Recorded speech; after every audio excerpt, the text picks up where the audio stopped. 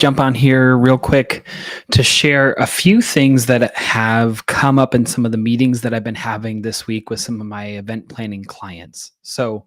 I work with well over a dozen different organizations right now on handling some of their logistics of their events, their kind of big picture hotel contracting, all the different kind of aspects of either consulting, coaching, or even kind of full service, hands on services, on site execution, stuff like that.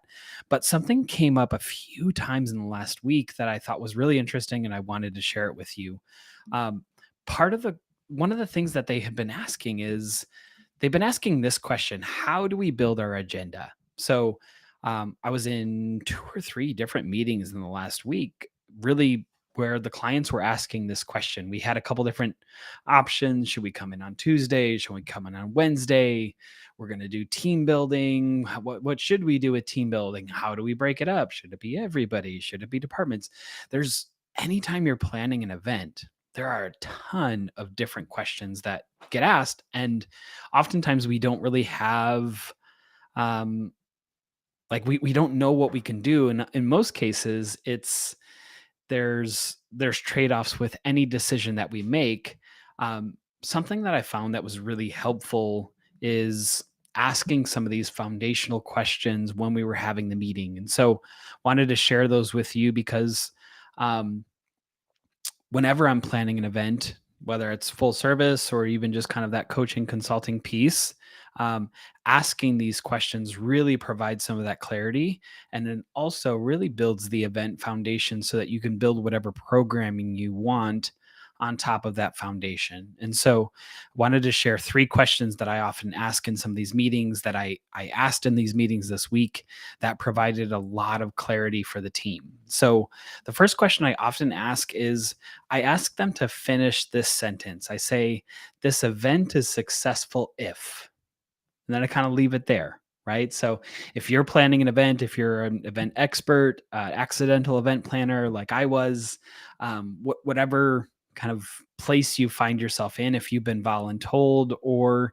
you are planning events off the side of your desk, or you've been planning events for your whole life, um, even since you were a baby, like that's cool. Ask this question: this event is successful if. Try to see if you can get 3 points.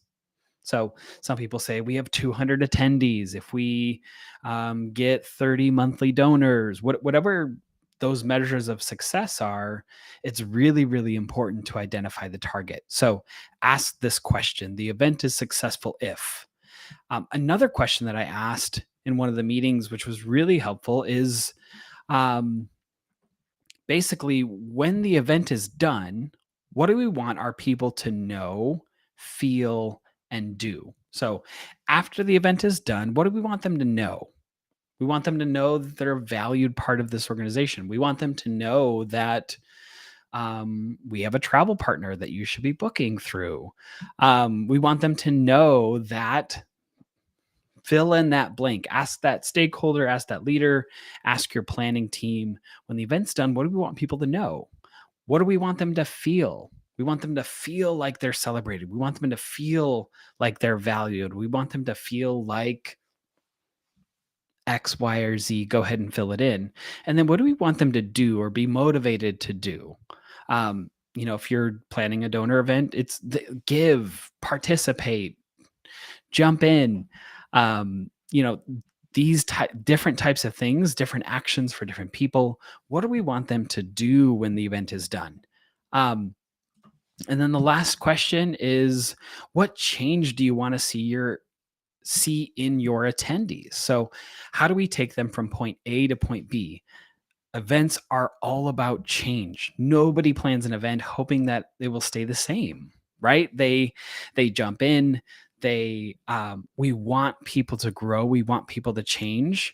Ask the question, hey, where are my attendees now? And where do I want them to be when the event is done? Um, it plays into some of this know, feel, and do piece. It plays into this event is successful if, but think about, where are they now and how will they transform? How will they be better? How can they better tell themselves a story? How can connecting with your organization help them really solidify their identity, as someone who likes to support nonprofit organizations, or someone who makes a good buying decision when they're purchasing a REIT, or whatever it is. What change do you want to see in that person? Think about where they are in point A, and you develop programming to help them get to point B. So hopefully this is helpful. This is something that has been foundational for the events that I work on. If you check out my website, www.jacobsonevents.com, I created a course. I created a toolkit to help people ask these questions, really to be a resource for accidental event planners that are looking to kind of take their event to the next level. At Jacobson Events, we believe that events don't have to suck. Like, a lot of them do. Sometimes the attendees don't notice. Sometimes they do. But as the event planner, whether you're voluntold or an expert, like, we feel it. And so events don't have to suck. Check it out. Hopefully, you can tune in for future